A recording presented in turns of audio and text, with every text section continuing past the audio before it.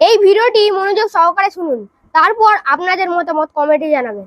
জীবনে যদি সফল হতে চাও, স্বপ্ন ছোট নয়, স্বপ্ন হওয়া লাগবে আকাশচুম্বী স্বপ্ন। যুবক ভাইরা, আচ্ছা, স্বপ্ন যখন বড় দেখবা, দুইটি বিষয় মাথায় রেখে চলবা।